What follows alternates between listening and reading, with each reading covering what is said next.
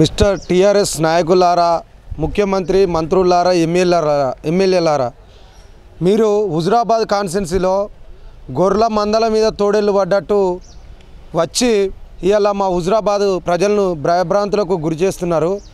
ఒక్కటే ఈ ప్రాంతంలో ఈటల రాజేందర్ అభివృద్ధి చేయలేదని అంటున్నారు కదా.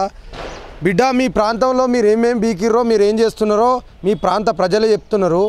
ఇక్కడ ఈటల రాజేందర్ అన్న గడ్డ, ఈ హుజురాబాద్ అడ్డ, ఇలాంటి వ్యక్తి మీద అభివృద్ధి చేయకపోతే 6 సార్లు ఎందుకు గెలిపిస్తాం బిడ్డ?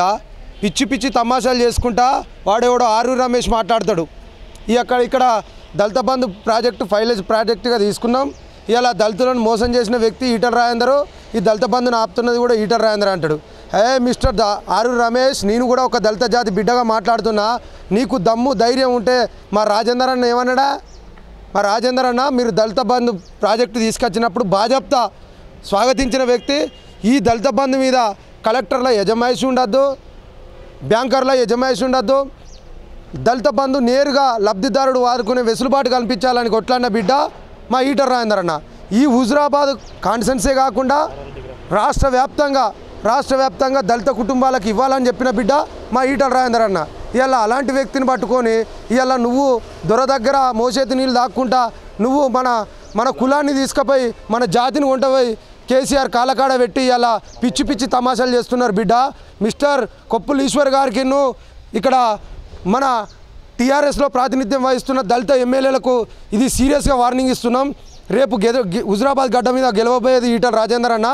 రేపు గెలిచినాక మీ కాన్స్టిట్యున్సీలో కత్తం బిడ్డ. మీ మెడలు వంచి మీరు చేసిన పనులేందో మేము కూడా వేలెత్తి చూపుతాం. మిమ్మల్ని ఓడగొడతాం.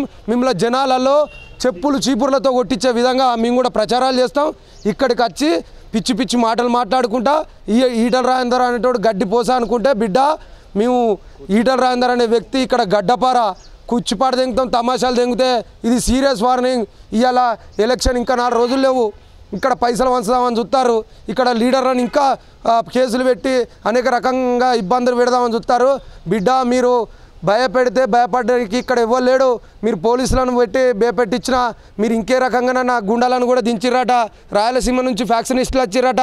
మీరు ఏం చేస్తారో దానికి తగ్గట్టుగా మేము ఎదుర్కోనికి సిద్ధంగా ఉన్నాం బిడ్డ. పిచ్చి పిచ్చి తమాషాలు చేస్తే బడిత పూజ చేస్తాం. మొన్న మా రఘునందన్ అని చెప్పిండు మీటింగ్లో, గౌరవం మీరు ఇవ్వండి తమ్మి, వాళ్ళు గౌరవం ఇచ్చిపుచ్చుకునే విధంగా ఉండాలి. పిచ్చి పిచ్చి తమాషాలు చేస్తే బడిత పూజ చేయరని మా నాయకులు మాకు పిలుపునిచ్చారు బిడ్డ. మీరు గిచ్చి కయ్యం పెట్టుకుంటే మీ తన్ని కయ్యం పెట్టుకుంటాం. మేము ఆ పద్ధతిలో రేపటి నుంచి కొనసాగుతామని మీకు హెచ్చరిస్తున్నా. జై ఈటల.